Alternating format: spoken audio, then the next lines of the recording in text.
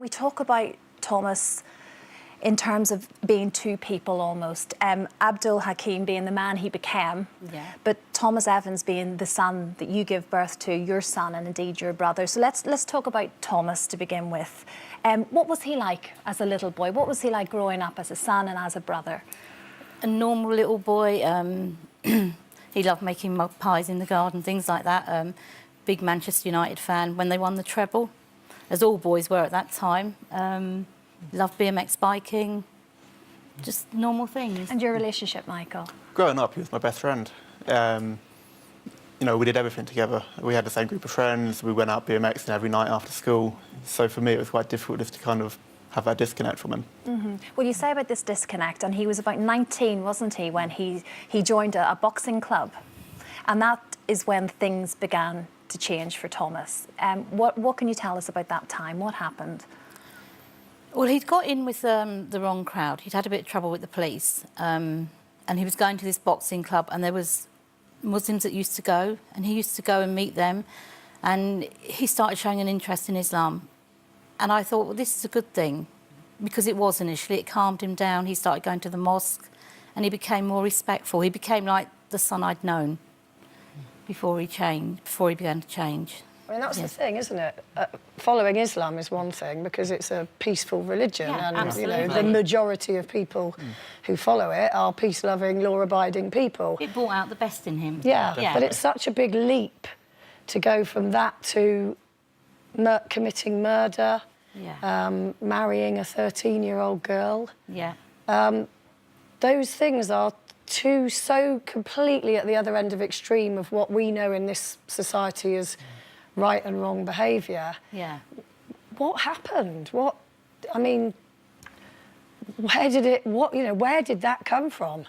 I wish I had the answers. I wish I knew. I mean, he left to go to Egypt. He told me he was going there to learn Arabic, but of course, obviously he wasn't. He had other plans, which I knew nothing about. It was only when the police came and told us of where he'd been travelling to that I found out what was going on. And were you in touch with him at all? When he went to Egypt, I was initially in touch with him, and then he went missing for 4 months.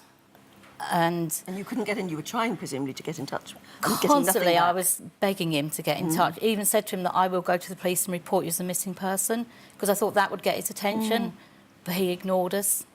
And I did actually fear the worst for a while. I thought he probably was dead at that point. And then when we got the call in the January to tell us he was with Al-Shabaab, my world just fell apart. Yeah. That must be almost like losing him, like being bereaved at that point. You've lost the son you knew, and you can't even pull him back. No, he was gone. Yeah. I suppose there was always that little bit of me hoped he might come back one day, but obviously, no.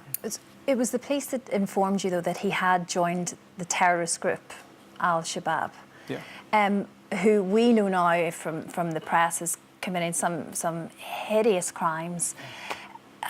How do you, as a family, then deal with knowing that he has managed to smuggle his way into Somalia? He got there illegally, didn't he? How do you deal with that, knowing what is going on? Or were you aware of anything at all at that point? I never knew what he was doing. I used to say to him, because there was a time he went away for a while. Obviously, I realise now what he was doing. I found out later on. But he told me that he was just guarding things. He never told me what he was actually doing. I suppose, how would you tell your parents what you're actually doing? I mean, just we're all parents here, and I just can't get my head around the fact that you've got one son sitting here who is just the product of, you know, a normal upbringing. Yeah. And then you have this other son that becomes a murderer. Yeah. In the name of I don't know what. And where you feel now looking back, because you must have looked back over it endlessly, where that disconnect came. Where did he become so disenfranchised that he started behaving like that? He originally started going to one mosque, and then he changed to go to another mosque, and it was when he became enrolled in this second mosque that things started to really change. That's when we noticed he was becoming... his interpretation of Islam wasn't right, but I didn't know where to go. That's a really interesting point, because coming from the Muslim community myself, I know that, you know, when there is somebody who has been radicalised, you know, the Muslim community and the parents are really, why didn't you tell anybody? You should know what's happening to your children. And the weight of your shoulder, the weight is on your shoulders, and you feel incredibly guilty. And you're sitting here saying, well, my son was radicalised. I'm not a Muslim. I had no idea what was going on. So what advice would you give people, to anybody out there, if they feel that their children might be in danger? If you've got any concerns, I would speak to the authorities, or Michael can come in on that bit more. You now, work for I a think. campaign called SAFE, don't you, Michael? Yeah, where we provide long-term support to families who have gone through a situation like ours, or also who have early concerns about loved ones. And it's just if you have concerns, have that initial conversation. It might be a difficult conversation to have, but just to start the dialogue, just to know, just to let your child know that to put some doubt in their mind. And just in case anyone is watching, well, I was going to say, just in case anyone watching thinks it's so rare, it's really not. No. Europe's counter-terror coordinator said the UK is home to the highest known number of Islamist radicals in Europe. That's between 20,000 and 25,000. 3,000 of those are considered a direct threat by MI5, and 500 are under constant surveillance. So it isn't as rare as you think. It's a big problem. How has the community been to you since this has happened? Because you still live within your community, don't you? Yeah, everybody's been very supportive. I think it's made them realise that it could happen to anybody. It's not...